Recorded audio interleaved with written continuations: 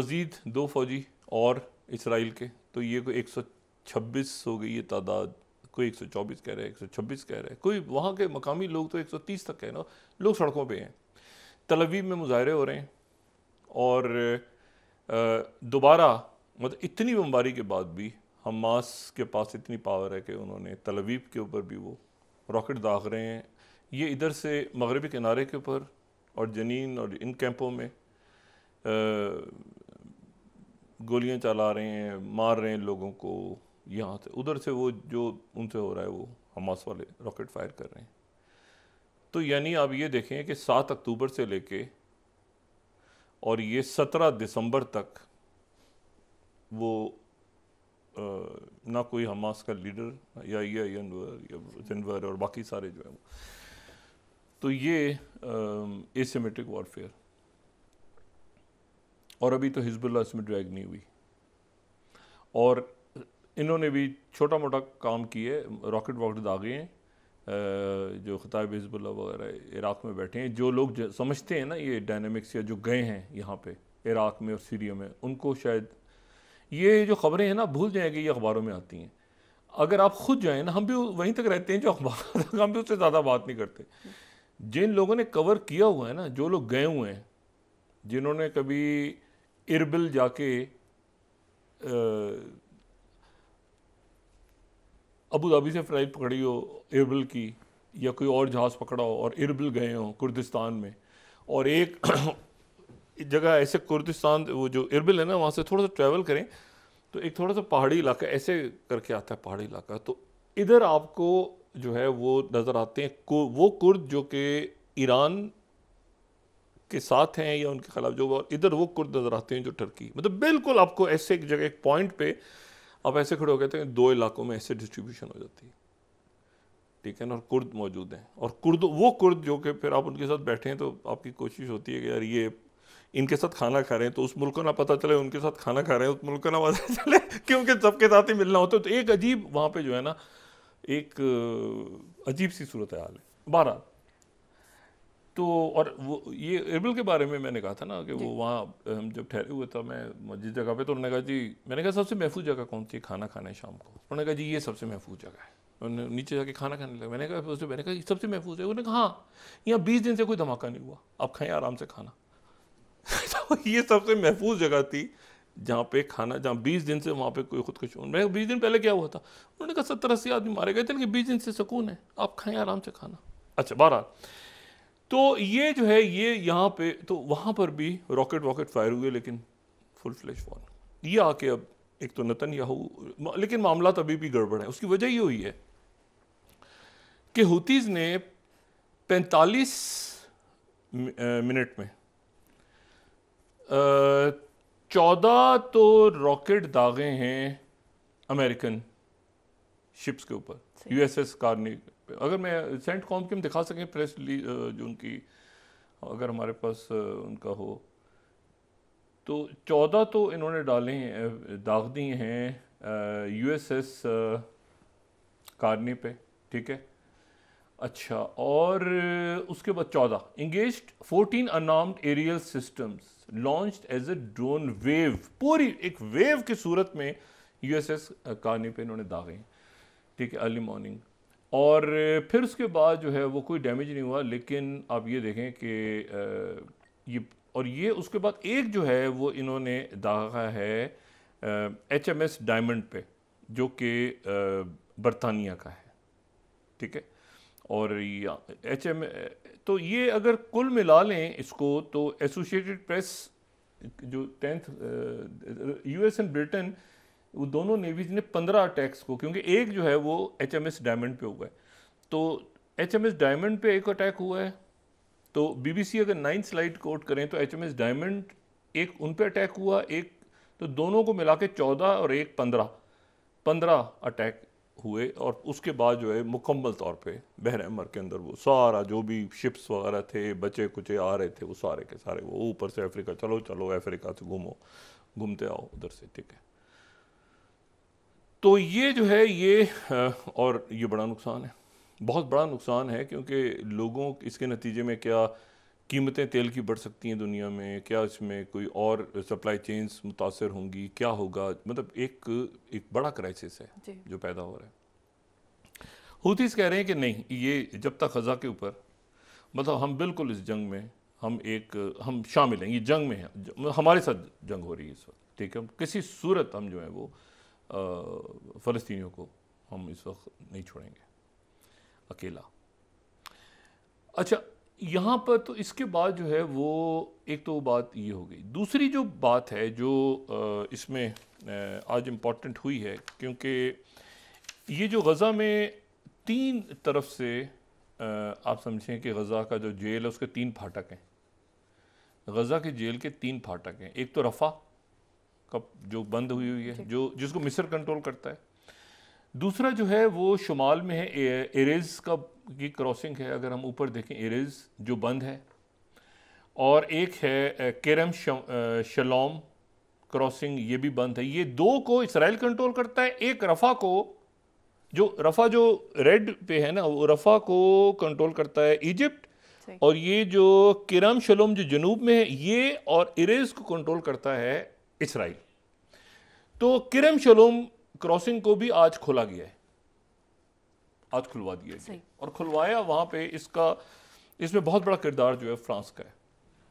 France की जो वज़ीर ख़ारजा हैं वो आज तल अवीव में हैं, और फ्रांस ने जो मुतालबा किया है वो किया है मुकम्मल सीज़ फायर, ठीक है। फ्रांस, ये 17वीं स्लाइड, उनके टॉप डिप्लोमेट ने immediate and durable Gaza truss, ठीक है, कंप्लीट सीज़ फायर का मुतालबा जो है वो उनकी तरफ से हुआ है।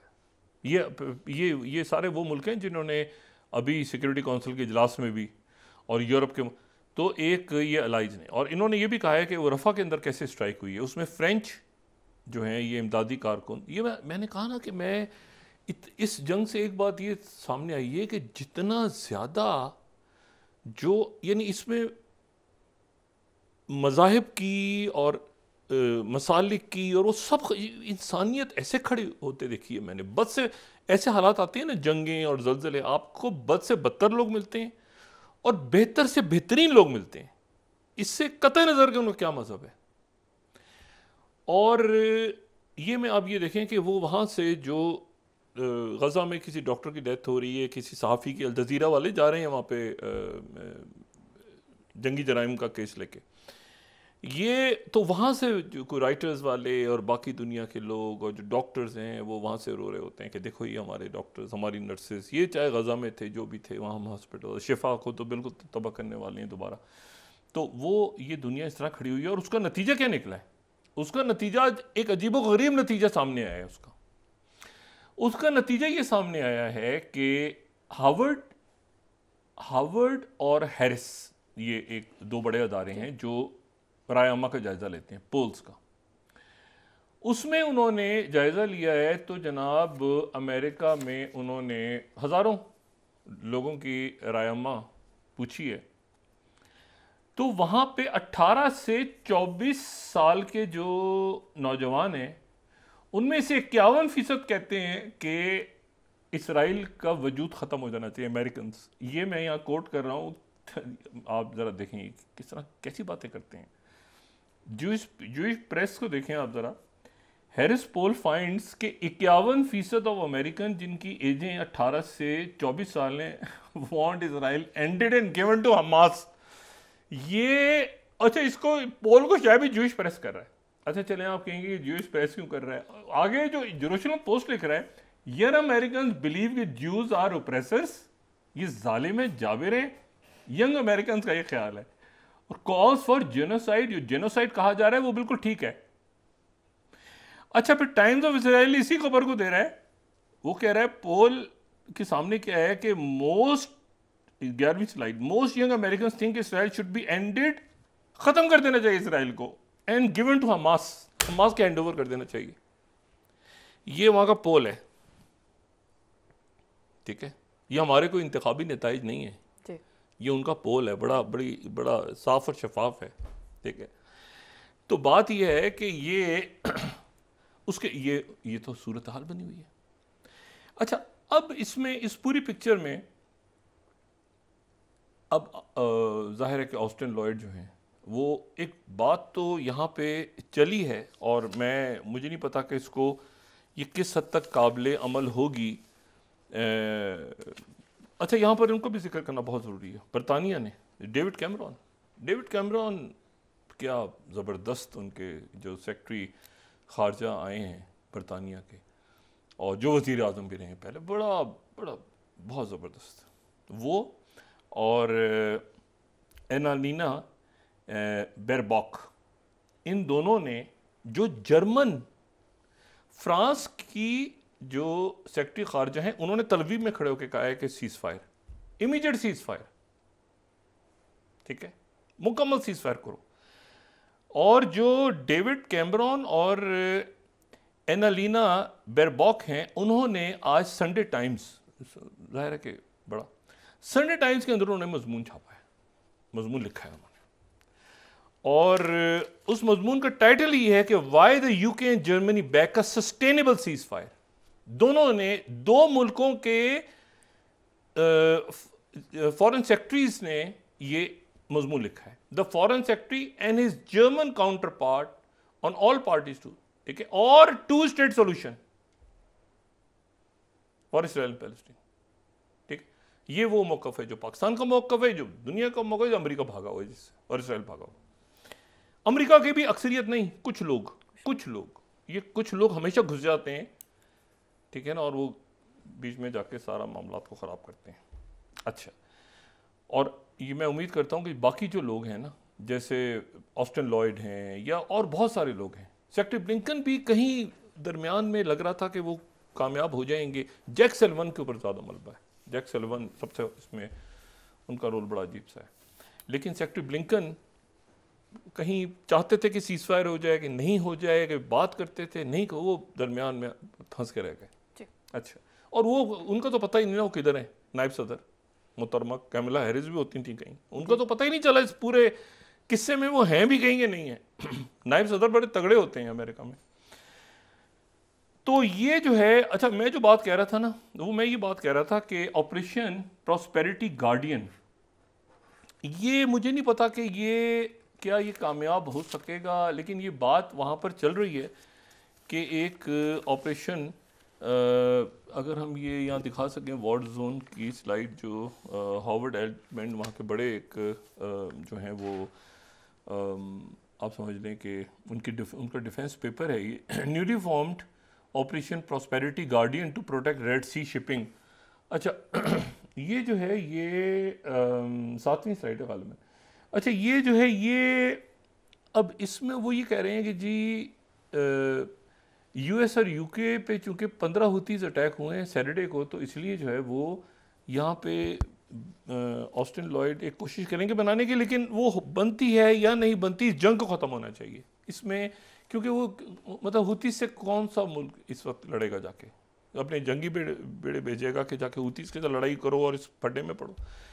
तो मेरा नहीं ख्याल कि, और अमेरिकन्स भी जाहिर है कि वो भी चाहेंगे कि जल्द से जल्द ये बहर अहमर खुले, क्योंकि यूरोप और इधर उधर सारा मसला ख़राब हो गया। अब ज़रा वक्फा लें, फिर उसकी मैं बात करता हूँ कि ये पाकिस्तान पे क्या असरात, जंग बढ़ने जा रही है। सही। अगर जंग बढ़ती है और ये हमास के साथ टॉक्स नहीं हो रही, तो और यूरोप का प्रेशर भी आ गया और अमेरिका के पोल आने शुरू हो गए हैं और शदीद प्रेशर है कि इसको जंग बंदी कराओ फौरी तौर पे, तो उसके बाद क्या सूरत हाल बनेगी।